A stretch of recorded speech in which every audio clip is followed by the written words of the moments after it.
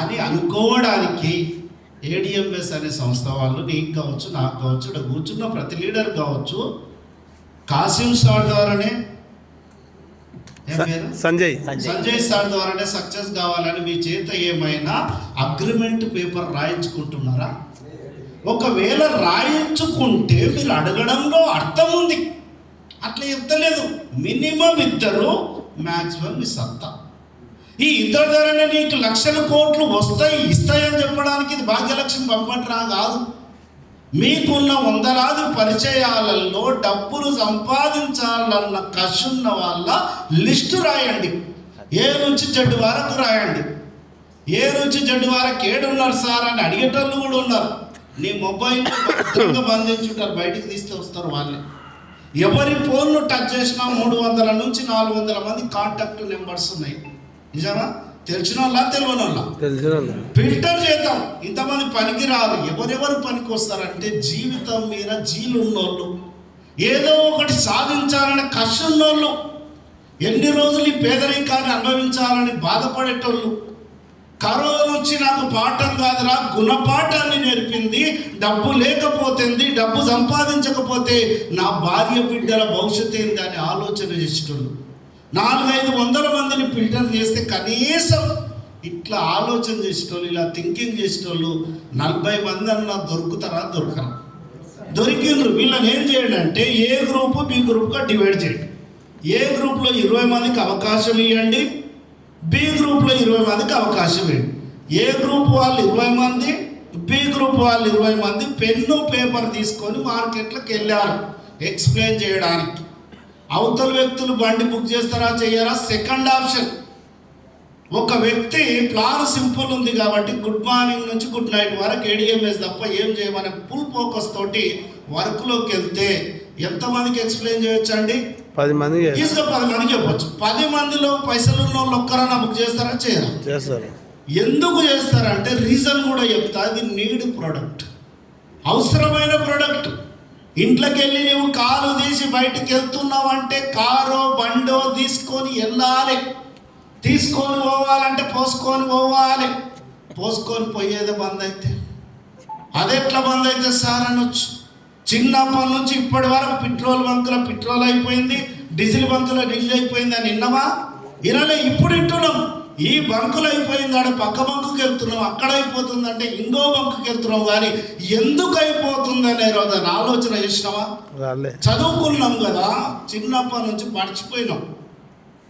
భూమి లోపల crude oil అనేది ఉంటుందా, మునిసముద్రం నుంచి ఉత్పత్తి అయి పెట్రోల్ డీజిల్గా తయారవుతుందని. ఈరోజు ఏమైతుంది, రోజు రోజుకు రోడ్డు పైన వెహికల్స్ ఎక్కువైన కొద్దిగా భూమి లోపల ఉండే క్రూడ్ ఆయిల్ తగ్గిపోతుంది. రానున్న రోజుల్లో పెట్రోల్ డీజిల్ వాడకమే బంద్ అవుతుందని రవాణా శాఖ మంత్రి నితిన్ గడ్కరీ చెప్తున్నాడు. నేను చెప్పిన మాట కాదు. ఆయన అబద్ధం ఆడతాడు అనుకునికే కూడా కాదు, ప్రాక్టికల్గా చూడండి. ఒకప్పుడు మన కండ్ల ముందులో విచ్చలవిడిగా కిరోసిన్ దొరికేది. ₹1,00,000 ఇస్తున్న కిరోసిన్ దొరికే పరిస్థితి లేదు. మరి కిరోసిన్ లాగా పెట్రోల్ డీజిల్ ఆవిరైపోతే, ప్రత్యామ్నాయం ఏమి లేకపోతే ప్రతి ఒక్కరు ఎలక్ట్రిక్ వైపు రావాల్సిందే. ఆ రంగానికి మనందరం స్టార్టింగ్ ఉన్నాము. అదృష్టవంతం అర్థం చేసుకోవాలి. చూడండి, ఇంకా క్లారిటీ ఇస్తా చూడండి. ఒకప్పుడు ట్రైన్ తయారు చేసినప్పుడు కొత్తగా ట్రైన్ ఎక్కాలంటే భయపడి కూడా ఎక్కలేడంట. ఎందుకంటే గింతే పట్టలు ఉన్నాయి, ఇక్కడ ఒరిగిపడ్డా అక్కడ ఒరిగిపడ్డా చచ్చిపోతామేమో. ఖైదీలను ఎక్కించిండ్రట. ఫస్ట్ కాన్ఫిడెన్స్ కుదిరిన తర్వాత ఈ రోజు దూర ప్రయాణం చేయాలంటే 1 రోజుల ముందే రిజర్వేషన్ చేసుకునే పరిస్థితి వచ్చింది. అవేర్నెస్ వచ్చేసింది. ఒక్కసారి గమనించండి మిత్రమా. ఈరోజు ఎప్పుడు అయిపోతుంది పెట్రోల్ డీజిల్ ఆవిరైపోతుంది, ఒక్క నో ప్రాబ్లం అయిపోదు అనుకో. రోజు రోజు క్రూడ్ ఆయిల్ తగ్గిపోయినా, కొద్దిగా వెహికల్స్ ఎక్కువ అవుతున్నా, కొద్దిగా కామన్ సెన్స్ పెట్టి అప్లై చేద్దాం. అయిపోయినా కొద్దిగా ఏం చేస్తారంటే ప్రొడక్ట్ తక్కువైనప్పుడు డిమాండ్ పెరుగుతుంది. ఆ డిమాండ్ పెరిగినప్పుడు ₹650 లీటర్ అంటే నాకు వచ్చేది 20,000 జీతానికి ₹650 లీటర్ పోస్తావా? రేట్ ఎక్కువైనా కనుమరుగైపోయినా ప్రతి ఒక్కరు రావాల్సింది ఆ రంగానికి. స్టార్టింగ్లో ఉన్న అదృష్టవంతులు అర్థం చేసుకో. చిన్న ప్రాక్టికల్ ఎగ్జాంపుల్ చెప్తా. ఈ ప్లేస్ 2250 రూపాయలు ఉండే గజం ప్లాట్, కళ్ళ ముందలు 25,000 అయింది గజం. పైసలుండి కూడా కొనకపోతే మరి బాధపడేటోళ్ళు ఎంతమంది లేదు. ఆ రోజు కూడా నేను ప్లాన్ చెప్పినప్పుడు ఎవడూ వినలే.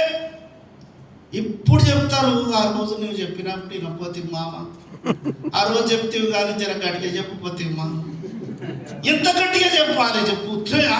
సెన్స్ ఉంది, జ్ఞానం ఉంది, చదువుకున్నావు, దూరదృష్టి పెట్టి ఆలోచన చేయి. నేను చెప్పేది వాస్తవం కాదా?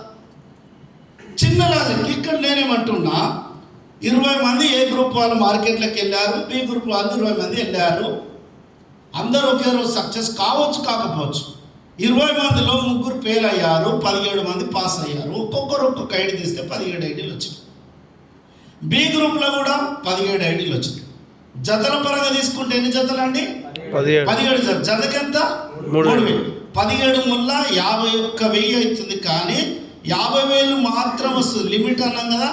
50,000 ఇంటూ 30 రోజులు అంటే 5 ముల్ల 15 లక్షల రూపాయలు ప్రతి నెల సంపాదించే ఛాయిస్ ఉందని చెప్తుంది.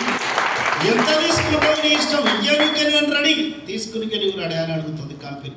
ఒక్క జత చేసుకుంటావా 3,000 వస్తాయి, 10 జతలు చేసుకుంటావా 30,000 వస్తాయి. టైం టార్గెట్ నీవు పెట్టుకోవడమే, కంపెనీ పెట్టాలి. ఇది క్లారిటీ.